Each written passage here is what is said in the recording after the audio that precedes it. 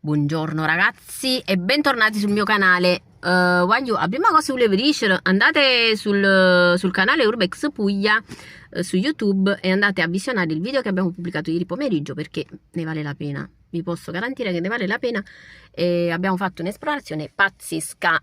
In più ragazzi, volevo dire, non so se ve l'avevo mai detto, noi esploriamo luoghi abbandonati, ma ci occupiamo anche di paranormale, ovviamente laddove riusciamo a captare segnali in questo senso.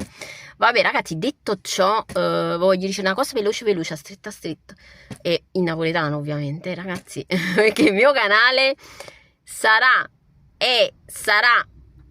per sempre un canale con l'impronta forte napoletana.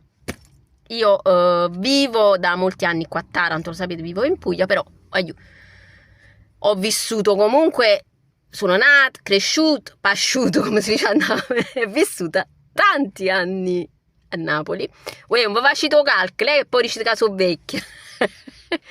Ragazzi, ma sapete che tutti noi potremmo ottenere quasi tutto, vabbè, dipende, ovviamente c'è un limite a tutto, con un'arma potentissima che potremmo sfruttare. Vabbè, voglio che Atene, perché questa è una cosa naturale, si natieno.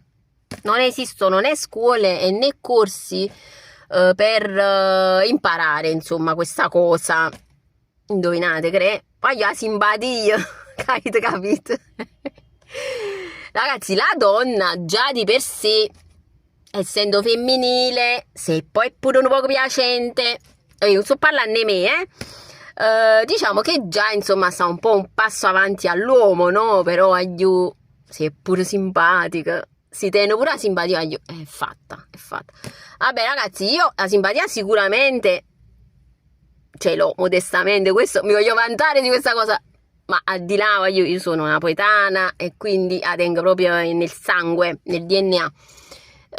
Però vi posso garantire che alleggerisce molto i problemi e diciamo che li ammorbidisce. Ma certe volte con un sorriso si può risolvere quasi tutto, e qualche volta vi ho fatto qualche esempio. Vabbè, voglio che saluto, vado a fare colazione.